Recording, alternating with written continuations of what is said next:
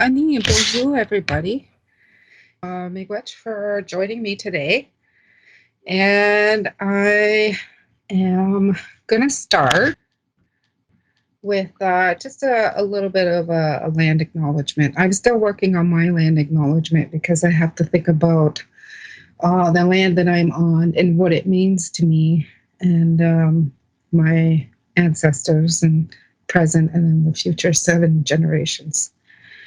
So I'd like to acknowledge that this is the traditional territory of the Anishinaabe, Potawatomi, and the Anishinaabe, Potawatomi, Lenni Lenape, and the Haudenosaunee. And we have, I just wanted to also recognize the guests that we have from other nations here in Windsor.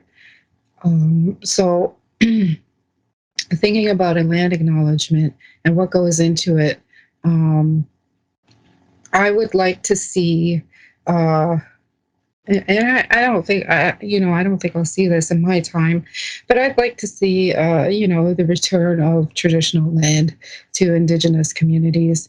I think it's time, especially given that there are treaties that are written and there's a way it can be done.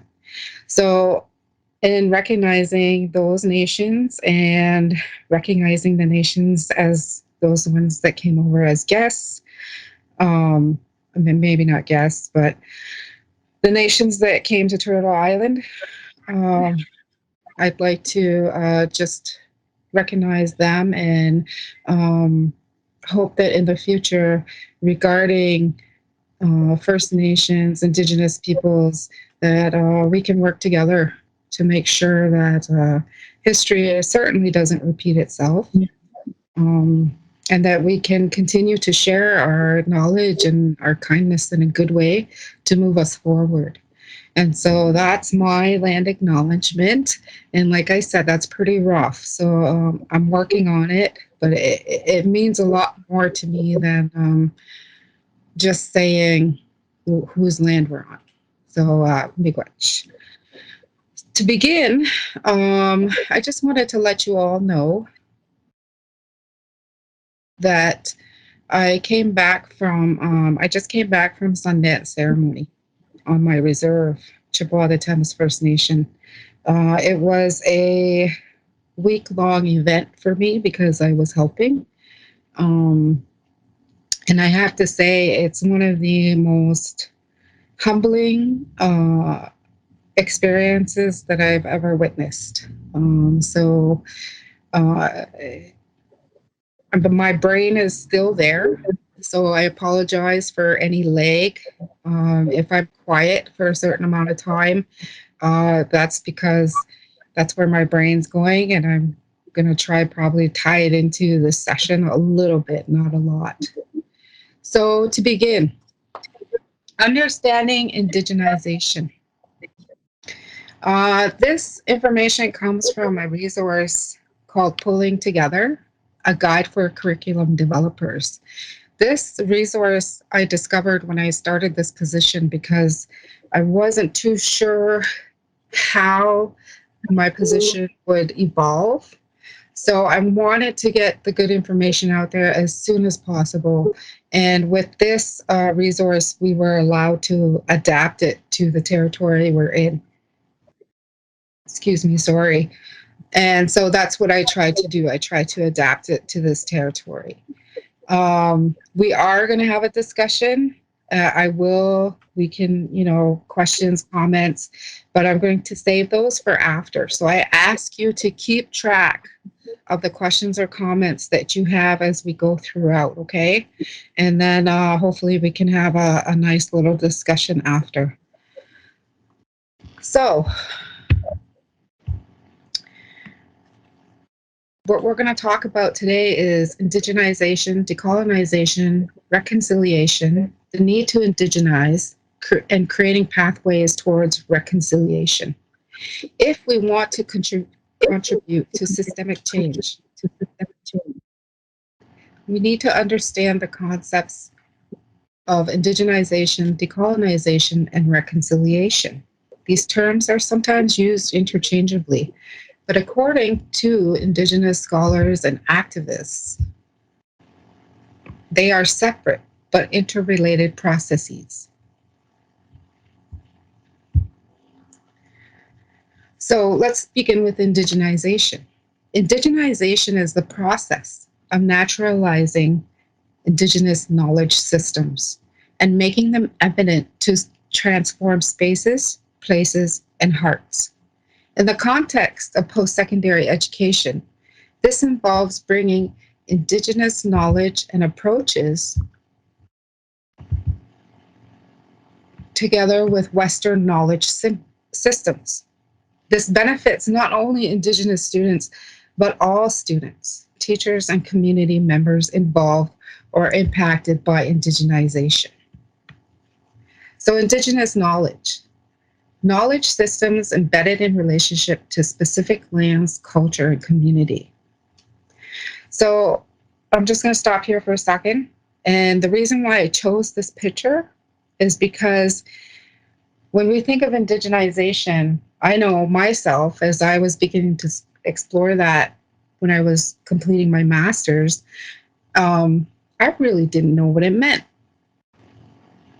So when I found out that it meant changing the spaces, it made me really think about how I spent my education, how I was brought up in the classroom, so to speak. And I think we've all, and it still happens, we all have that experience where the teacher is at the front of the class, right? So we know that the teacher is the authority on that knowledge. But then when I took my first Indigenous course, yes, at the University of Windsor, I was in a class where the classroom was set up this way. And the teacher had explained that it was set up this way because the way this is presented, the way that we sit in a circle, is to share. We're equal. So to share information and to show that we're all equal. There is no one authority on knowledge. And so I thought that was interesting. And I really liked it because some teachers that I had were really, I don't know how to say this kindly, but they really absorbed that feeling of power that they got from being in front of the classroom. And you could tell, which is why I remember them, because they were mean. They were really mean teachers. So I think that providing you with a picture of how to provide that space is valuable. Realistically, in most of the classrooms, we can't arrange the furniture like that. And so if somebody had come to me and said, in a classroom with 400, you can't do that. And I agree, absolutely. That's a lot of people to try and arrange.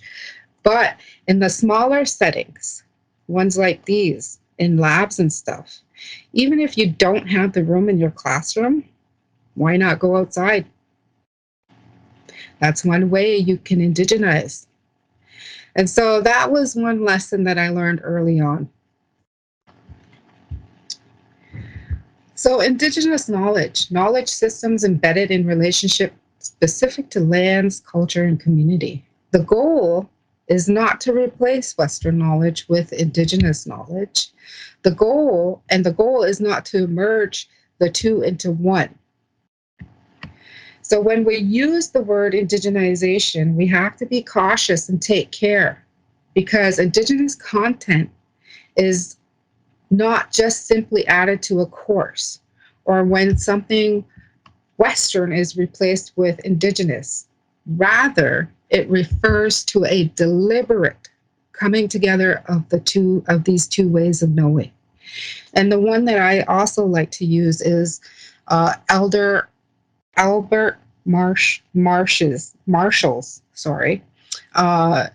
teachings about two-eyed seeing. So two-eyed seeing is an ability, the way I interpret it, is the ability to have one foot in Western knowledge and one foot in Indigenous knowledge. And that's quite a skill to have, because you have to be able to understand and be able to explain that to others. And sometimes it can be difficult, even for me. Decolonization refers to the process of destructing colonial ideologies of superiority and privilege of Western thought and approaches. So decolonization necessitates shifting our frames of reference with regard to the knowledge that we hold.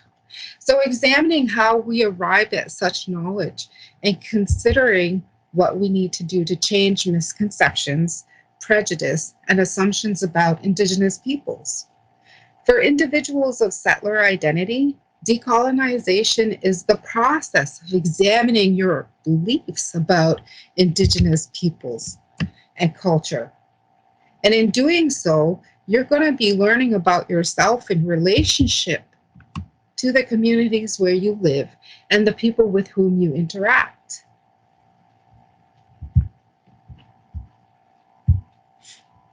Reconciliation. So reconciliation is once again becoming a hot topic due to the children that are being found. I've noticed that this word's popping up a lot more. Remembering Stephen Harper's apology, and you know, the Truth and Reconciliation's calls to action.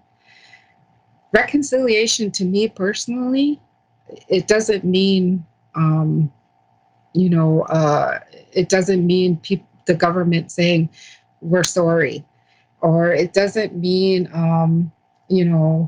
that getting apologies from non-Native people about, we didn't know this happened, we're so sorry. It's beyond that now for me. Now I want reconciliation. I want action, and nothing less is going to show me that Canada is ready for reconciliation. But it's such an emotional topic, right? So reconciliation is about addressing past wrongs done to Indigenous peoples and making amends and improving relationships. But for the most part, what I've seen, there's only been 8 calls that have been answered by the Truth and Reconciliation Commission.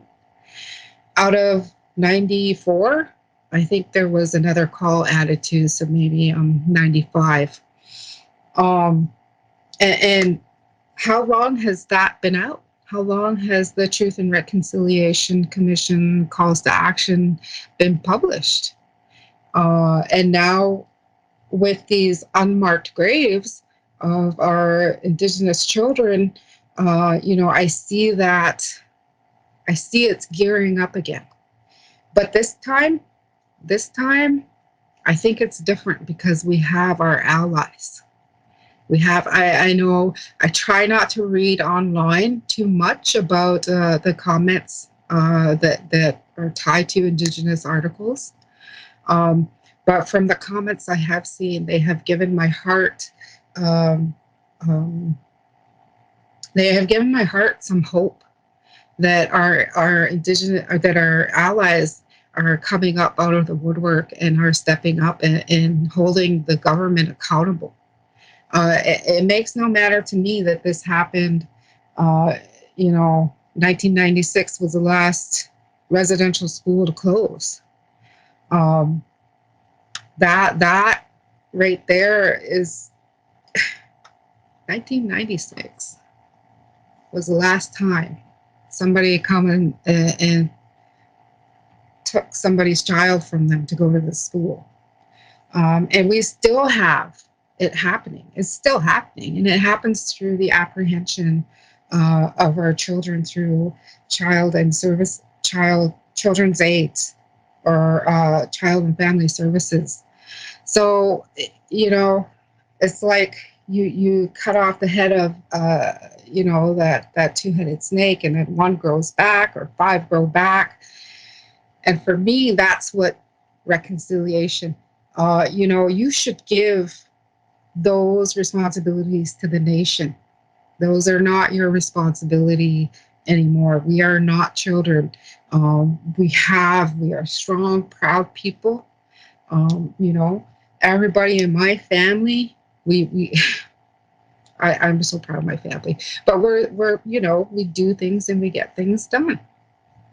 So reconciliation is about addressing past wrongs done to Indigenous peoples, making amends, and improving relationships between Indigenous and non-Indigenous people to create a better future for all. Chief Justice Murray Sinclair, who was chair of the Truth and Reconciliation Commission, has stated, reconciliation is not an Aboriginal problem. It involves all of us. And it's the same for treaties. We're all treaty people. It's not just Indigenous people. So with reconciliation between Indigenous and non-Indigenous people, we are not only talking about a relationship between two individuals, but we are also talking about a relationship between multiple groups of people and between many generations, over 100 years. So for Indigenous peoples, it means revisiting experiences of trauma and becoming open to forgiveness. And for settlers, it involves gaining in-depth understanding of one's own relation to Indigenous peoples and the impacts of colonization, including recognizing settler privilege and challenging the dominance of Western views and approaches. And so one of the ways I see this happening, one of the ways I see challenging the dominance of Western views and approaches is by having these positions at post-secondary institutions. But why should it just be post-secondary institutions? This education has to begin from when you first go to school, kindergarten. And I'm not talking about, teaching residential school history to little kids. I'm talking about land-based education. I'm talking about that role modeling education, how we learn. That's just a few ideas of challenging the Western view of education, right? As we know, is predominantly Western academics that are in post-secondary. And that's changing. I know it's changing at the University of Windsor, albeit slowly, but surely. And I've always said that it's in the past. I'd rather it be slowly so that we do no unnecessary harm to the Indigenous communities and the BIPOC communities.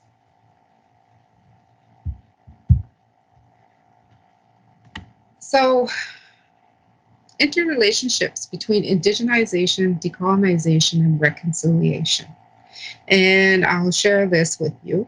Willie Ermine in 2007 writes about the ways in which these processes are related, explaining that reconciling Indigenous and Western worldviews is the fundamental problem of cultural encounters.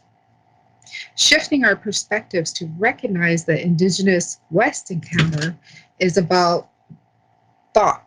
Worlds may also remind us that frameworks or paradigms are required to reconcile these solitudes.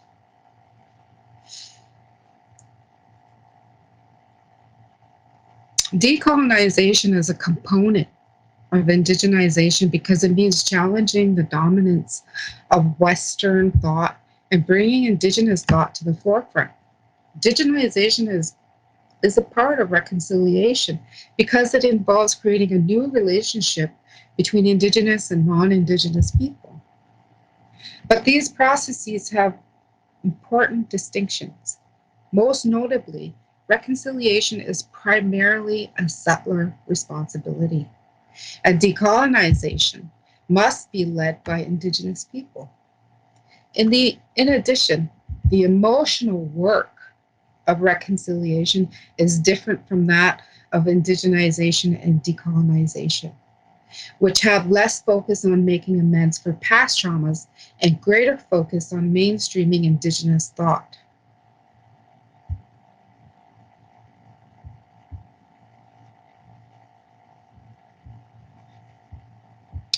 So here we have our first activity, and you'll see it takes about 60 minutes to complete. So I'm not going to do a full 16 minutes to do this activity with you.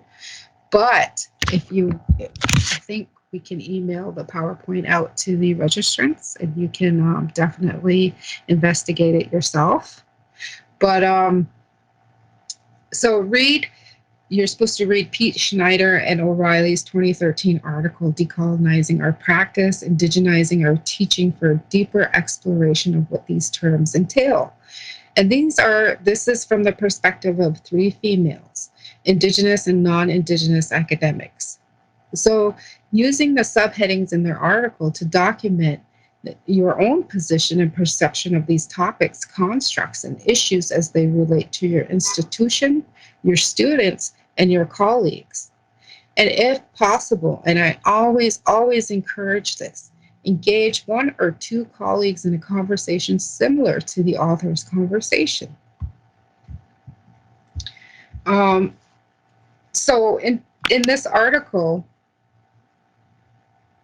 from what I can remember, I did read it before I went to Sundance. They talk about their experiences. So it is personal, their experiences. And I can't say that I'm surprised by their experiences, but I can say that I am encouraged by them. I mean, Sundance taught me a lot this week. I mean, one of the things it taught me was there's a certain amount of vulnerability that takes place. And in doing this work of reconciliation and indigenization, I think people need to understand that as well, that there's a certain vulnerability that takes place, not only for Indigenous people, but for non-Indigenous people as well. And if you're not comfortable with that vulnerability, it's going to stop you from learning, right? Because when we don't know something and we fear it, that's an automatic barrier. So from this article, I believe they were it wasn't that they were scared to do it or scared to decolonize, but I think it was the lessons that they learned along the way. And so that's why I believe it's a valuable article. If you go through the article and you have any questions or comments, as always, reach out to me and I will gladly have a discussion. We can have a discussion. So the need to indigenize, and this is a quote from Linda Tuwahi Smith.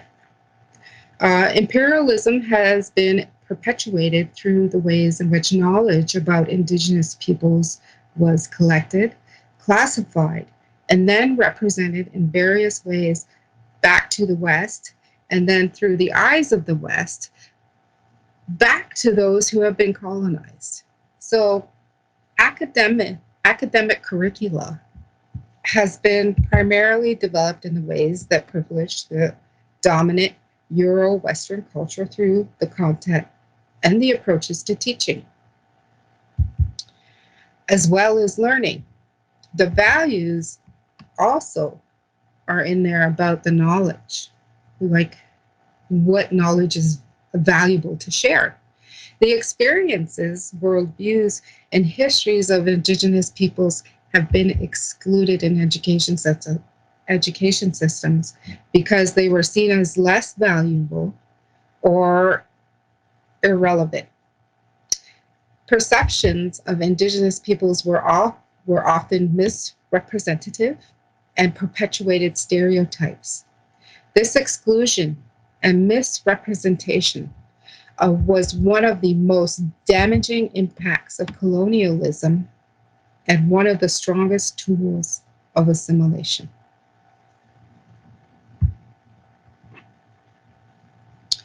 And so when we're talking about indigenization, it is important to keep in mind that this process and approach to working in post-secondary institutions is different from the approaches that place multiculturalism at the center. And while multiculturalism approaches are also necessary and relevant, they differ from indigenization at a philosophical, political, and systemic level. A question we often hear when trying to include Indigenous perspectives into the curriculum is, why are we not including other ethnic groups if Canada is a culturally diverse country? Unfortunately, there is sometimes greater cultural acceptance for multiculturalism than indigenization. And we still have a long way to go when it comes to respecting and valuing Indigenous worldviews. Jim Silver, in 2006, illustrates this point. Canada takes pride, for example, in being the destination for many runaway African American slaves who were fleeing their captors by taking the Underground Railway in search of freedom. Yet Canada's police force relentlessly hunted down Aboriginal children who had escaped captivity in a residential school. While multiculturalism presents a valuable approach to honoring diversity, indigenization is a distinct process that needs to be practiced in its own right, and the two should not be merged together in policy or practice. Indigenization is not multiculturalism. Indigenization does not require abandoning multiculturalism. Both can be practiced side by side. And while multiculturalism as a law and as a policy also recognizes Indigenous peoples, it does not address the social injustices and racist policies to which Indigenous peoples have been subjected. The history and current situation of Indigenous peoples in Canada differs in significant ways from immigrants and minority settlers. These differences must be acknowledged to form a respectful relationship.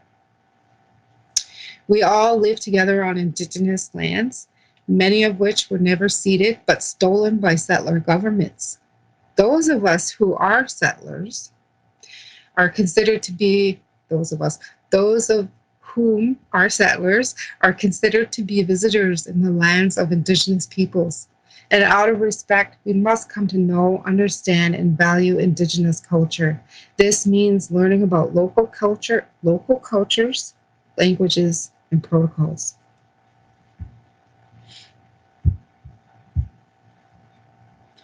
The benefits of indigenization.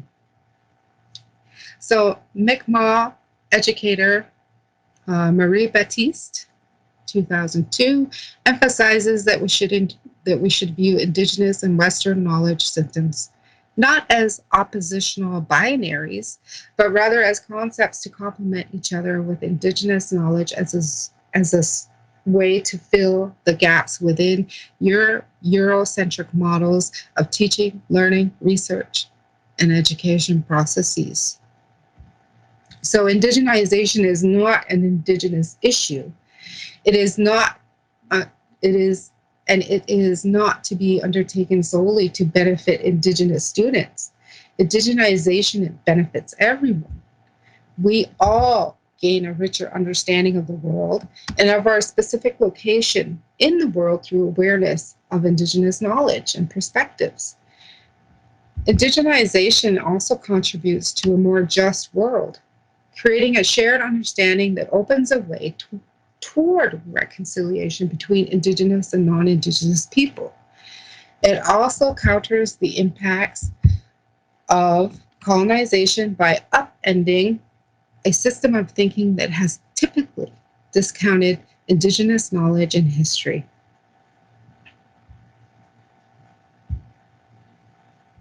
Oh, here he is. So activity 1, two-eyed seeing. It takes 20 minutes for you to do. It's an individual activity. Elder Albert Marshall's guiding principle for intercultural collaboration offers a comprehensive view of the two-eyed seeing approach to understanding Indigenous and non-Indigenous knowledges. After you have read it, I ask you to reflect on the ways in which this approach appreciates Indigenous and non-Indigenous perspectives and sees them as necessary for personal advancement and development.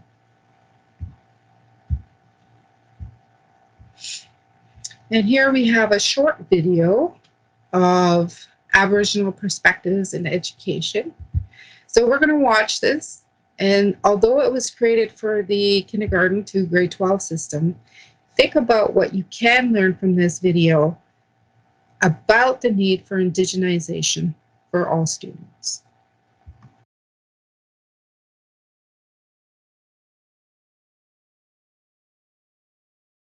When you put your arms out and open them to the community opens their arms to you.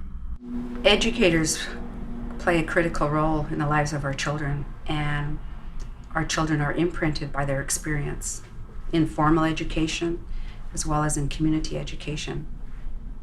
And educators have to be the leaders in creating the change that we need in education. We have a tremendous moral imperative to indigenize our education system, partly because we know it's what's good for our Aboriginal students and what's going to help them to be successful in our education system, but also because Indigenous people have been here in British Columbia for thousands of years, and if you're in a territory, you should learn about their people.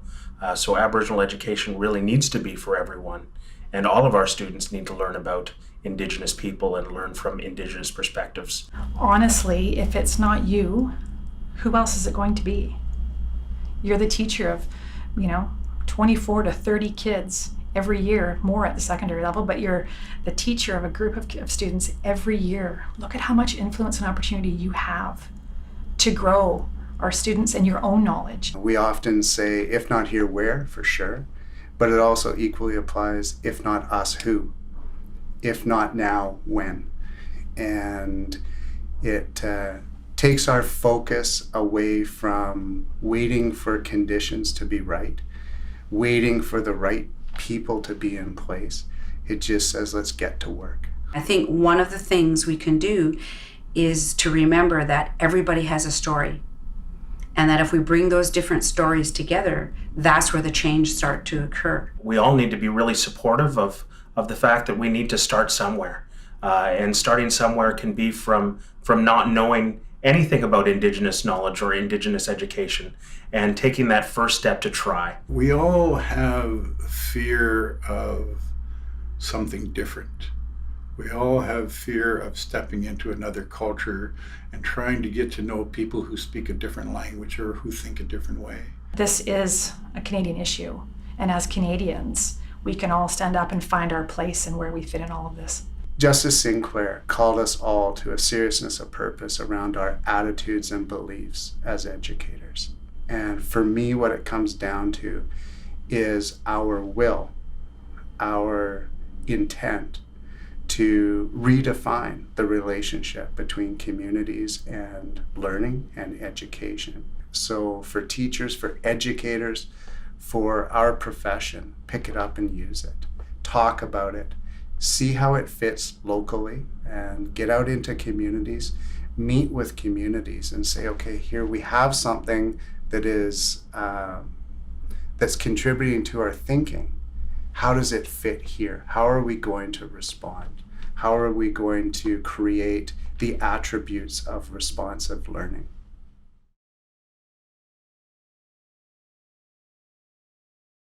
So I know I process those questions myself, and I think at the post-secondary level, the way we're seeing this the Aboriginal worldview, the Indigenous worldview and perspectives in the classroom is through creation of this position that I'm in. And then, the creation of more positions where we help our Indigenous students close that gap. And so that they're on par with not on par with the non-Native students, but on par with themselves and where they're supposed to be and how they're supposed to feel safe in a institution that was created for an institution that wasn't created for Indigenous peoples or people of color. So, making that space available so that we can talk about these things without being defensive or, without feeling like, why is this my responsibility? Well, it's your responsibility because the Indian Act, I mean, it still exists, and First Nations have been telling the government how they want to be sovereign. The government doesn't listen, though, because the Indian Act, I think, protects the government so that they can legally go in and just continue to take land. And that was the reason for residential schools. In one of my teachings, one of my teachers had done this exercise where she had lined us up so we were all in a circle. So in the middle, it was the children. And then outside of that, it was the parents. And then outside of the parents, it was the grandparents. And then outside of the grandparents, it was the warriors. And so we're all connected. And our teacher had us touch each other's shoulders to show that connection. And then she took away the children. And after she took away the children out of the center, she took away the parents, because without the children, what was the role of the parents? And then after the parents were taken, whether it was, the 60 school or whether it was residential schooling or whether it was just taken, the grandparents didn't have anything to do because their focus, their reason for being was their children and their grandchildren. And if you don't have access to either, what does that make you? What does that do to that person? And so then it came to the warriors. Who were the warriors protecting if the children and the parents and the grandparents were gone? And so through that exercise, she was able to show how the breakdown of our family systems were affected by colonization. It was a fantastic exercise, and it really did have an impact. I mean, it happened 10 years ago, and I can still remember it.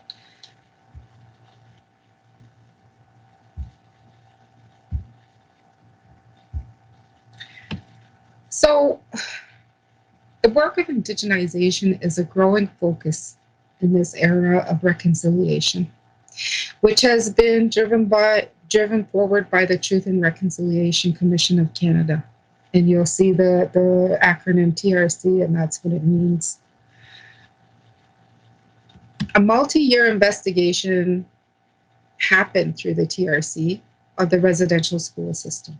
And the TRC gathered information in a variety of ways about the historical and contemporary injustices toward Indigenous peoples from across the nation. The release of Honoring the Truth, Reconciling the Future, a summary of the final report of the Truth and Reconciliation Commission in June of 2015, marked an important moment in the history of Canada.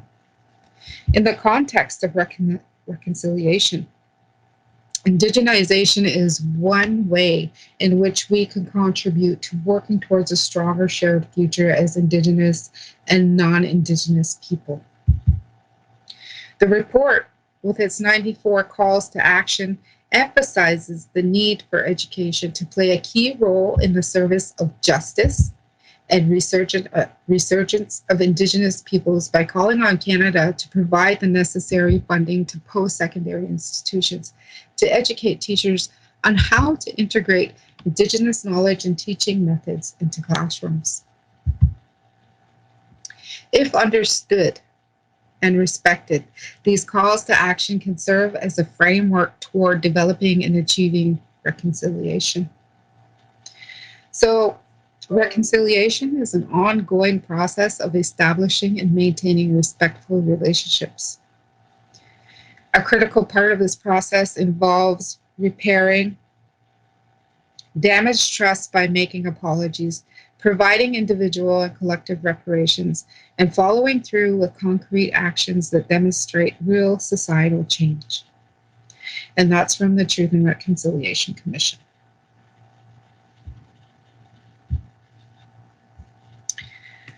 This is another activity, reconciliation and indigenization. It's 15 minutes and it's a self-reflection. So they want you to review this excerpt from the Truth and Reconciliation Commission summary of the final report. And they want you to reflect on these questions. If you are an Indigenous person, what role do you envision for non-Indigenous people who are working toward reconciliation? As you develop curricula, how can you engage non-Indigenous people in this work? If you are a non-Indigenous person, how do you see reconciliation applying to your own life? What is your role and responsibility in contributing to reconciliation? How does indigenizing the curriculum support reconciliation? What are the benefits for Indigenous students? So I think I touched on the gaps a little bit there, but I am going to answer that first question. I am Anishinaabe Kwe from the Chippewa, the Thames First Nations, otherwise known as Deshkan Zibing. And the role I envision for non-Indigenous people who are working towards reconciliation is to keep at it. Don't let it drop. Don't put it to the side and pick it up later. Carry it now and carry it for as long as you can. I said at the beginning that our allies are starting to come out now, and I've seen an overwhelming support across Canada. There needs to be more, and that's what I'm looking forward to. That's for me. That's in this role as Indigenous coordinator of Indigenous curriculum and pedagogy. This would be my goal, is that, as long as I'm in this role, I can help you get those resources so you can carry it for the rest of your life. And then maybe you can pass it on to the next generation as well. I engage with non-Indigenous people in this work. And I think I engage in a way that makes me vulnerable. I think I engage in a way that makes me open. And I always try to engage in a way that makes me kind and humble. This is not easy work to do. And it's not going to get pretty. It's not, it's not like the movies where everybody shakes hands and, we're all going to smoke a peace pipe together. It's not that. And it's definitely going to get more difficult. And so that is why I allies, you are all so important to us. And I know I appreciate your allyship. And that's what I would do. I would encourage you. If you pick that up, carry it and be there for it. Do that hard work. Put your heart into it. I can guarantee you the outcome may not be what you expect, but it's what we need right now. So Once again, if you have any questions about this activity or comments that doesn't fit within this time frame of this session, please email me. I can have a Teams call with you or Zoom chat, either way. Activity 2. And again, this is self-reflection. TRC's calls to action. So 94 calls to action means that report, the Truth and Reconciliation Commission report, is a thick report. I've read it numerous times, and I'll probably read it over again, but I highly encourage you to read it page for page. A lot of elders' blood, sweat, and tears went into that. And I think that's the least Canada can do, and people who are wanting to step into that allyship role. So develop 2 practical examples of how you would enact your chosen calls. Review the TRC calls to action. Choose 3 calls to action that either relate to your discipline or that you can create links and interdisciplinary connections to. Then develop 2 practical examples of how you would enact your chosen calls to action in your life and your profession. Write a journal entry about why you chose those calls to action and what you plan to do. Make a list of lifelong actions you can take.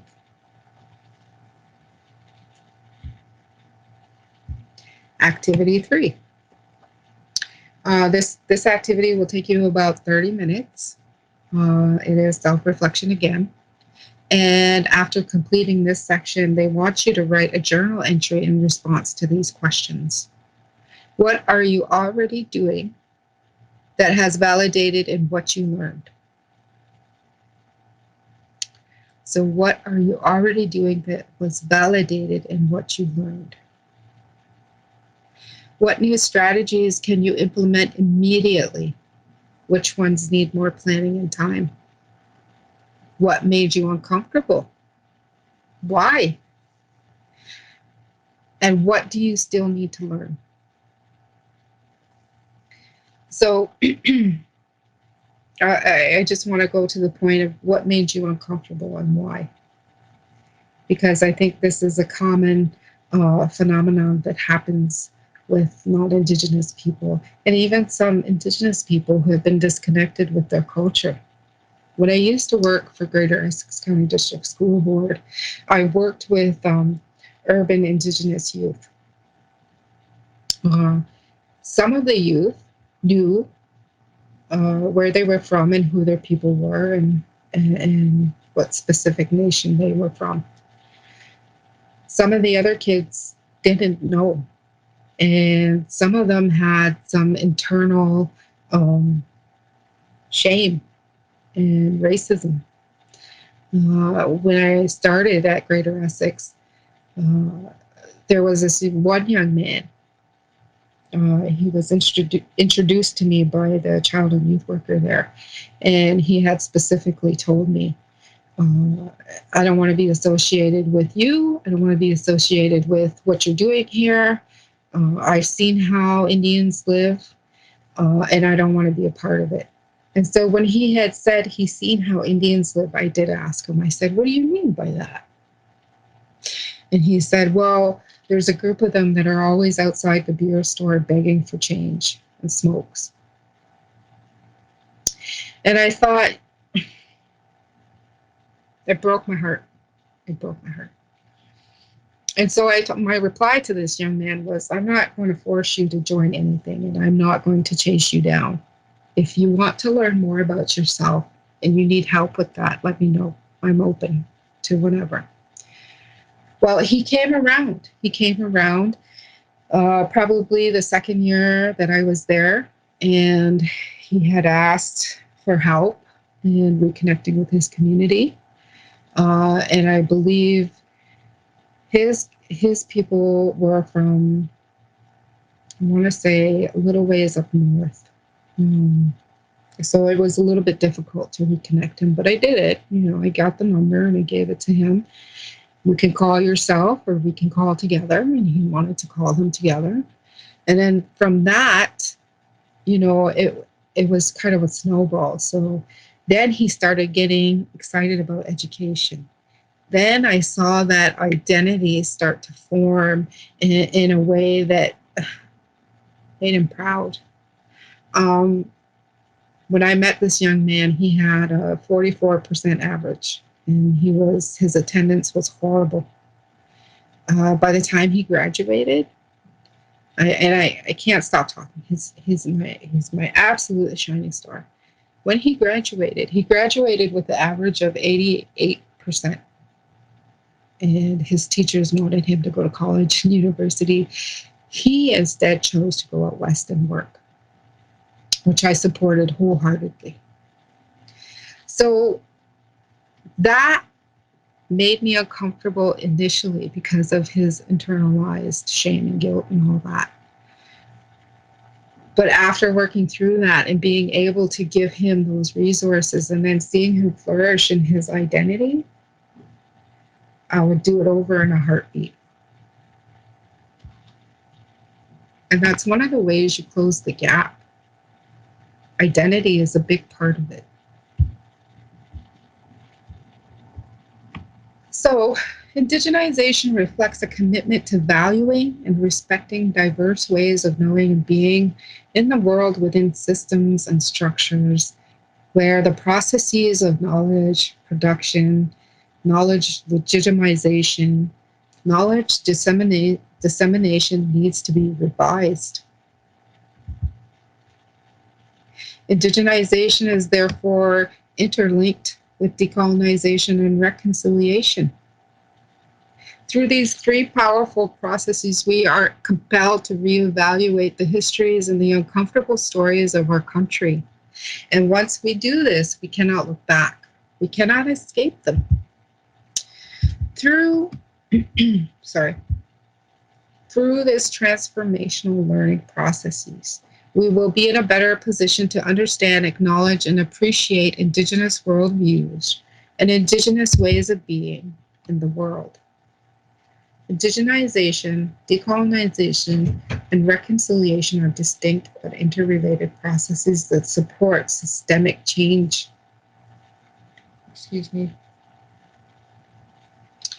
Indigenization and multiculturalism are not the same. They can be parallel approaches instead of being viewed as mutually exclusive. And finally, moving towards reconciliation requires emotional work, self-awareness, commitment, and action. Without these things, if we don't do that emotional work, if we don't do that self-awareness, that commitment, and if we don't do the actions of the truth and reconciliation calls to action, for example, if we don't do that, what are we trying to work towards? Are we just going to be that hamster spinning on that wheel forever?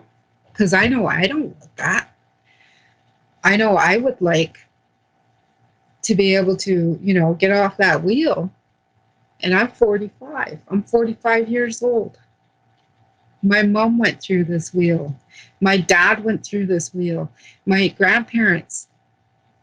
And I'm like, let's just get rid of it. Do away with it. And let's listen. Let's listen to let's listen to the Indigenous peoples in this territory. And let's listen to what they're saying and work with them, work with us as we do this. I can't imagine the impact that the Sundance ceremony would have on our youth if they weren't disconnected from it, or Longhouse ceremonies if they weren't disconnected from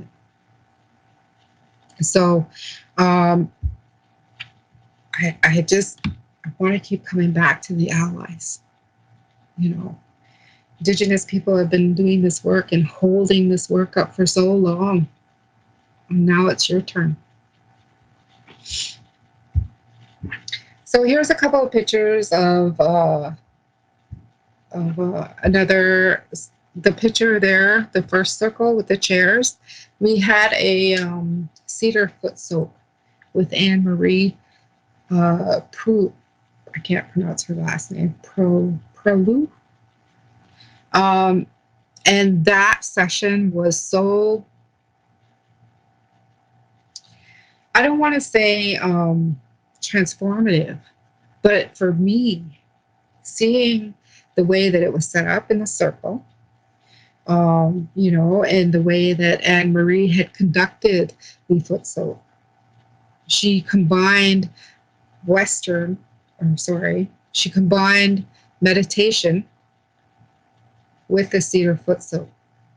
So I don't know if I'm saying that right, but she found a way to have those two going side by side, right?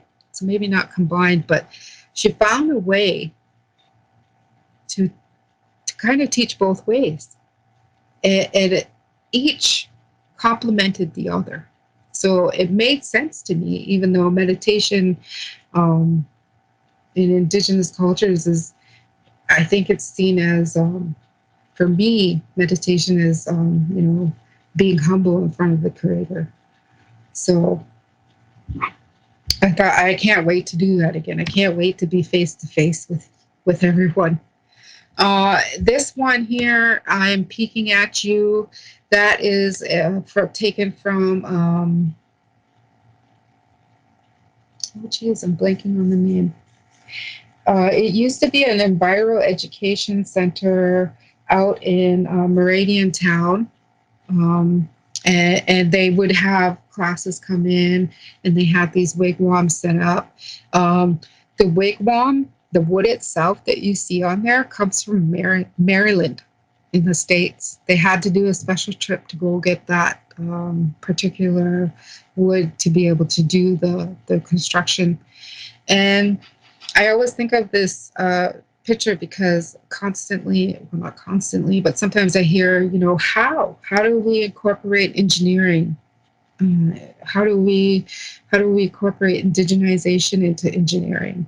And this always pops into my head whenever I hear that question, because the way they put that wigwam together, it's not easy. And seeing how much work went into that, it was, you know, blew my mind. And then the last picture there is a picture of my sister. She used to be a traditional dancer. She hasn't danced for a while, but, you know, I share her picture because powwows. You know, we haven't been able to go to a powwow for the past 2 years. And I'm hoping that as COVID eases up, or whatever it chooses to do, that hopefully we can gather once again at powwows, because I mean, the food, the people, and the experience all tied into one, I think it just fills me with pride. So I can't wait to do that again. And if you have a chance to attend a powwow in the future, I highly suggest you do it. All are welcome. All are welcome at the powwows.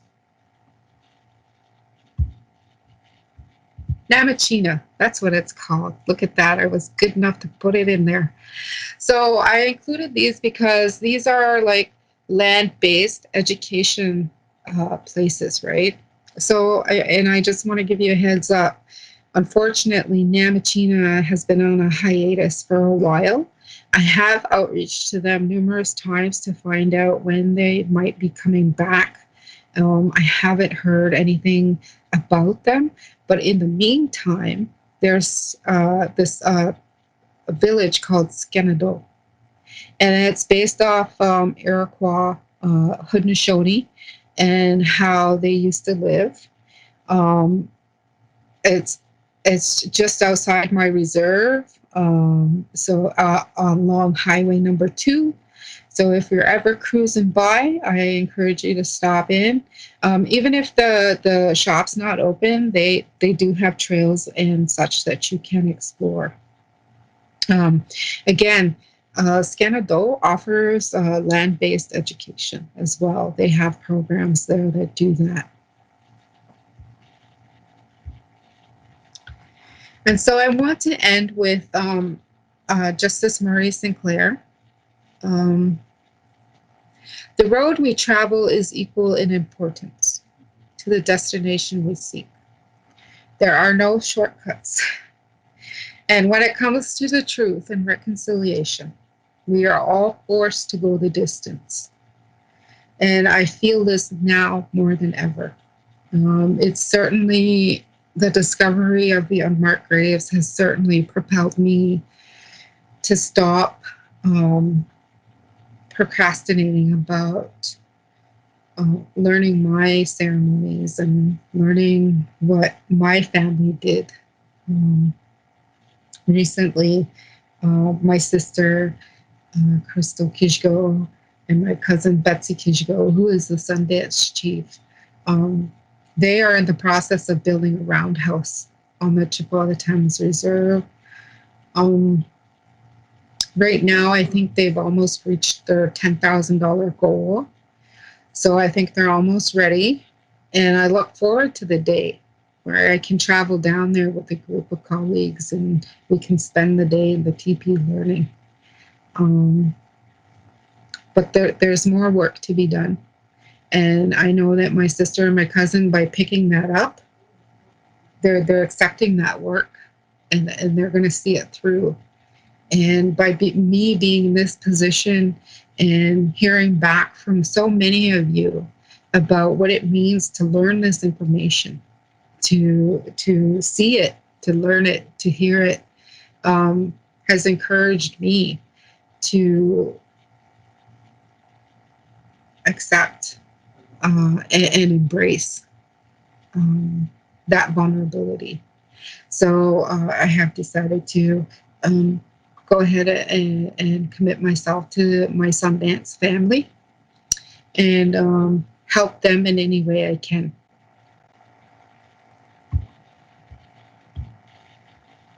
And I would like to say miigwech, and this is my contact information. The next slide is the references. So the reference for the Pulling Together guide, if you want to check it out yourself, you're more than welcome to. I would prefer that you do look through these guides. There's 4 of them, I believe. One is for curriculum developers, one is for leader and administrators, one is for students, and I can't remember the other one is for. But I do encourage you to explore those if you have any more questions. And if you have questions that arise from exploring those, again, reach out to me. We can have a discussion. I'm totally open to it. And so with that, I will say miigwech for your time. And if we have any questions or comments, now is the time to ask.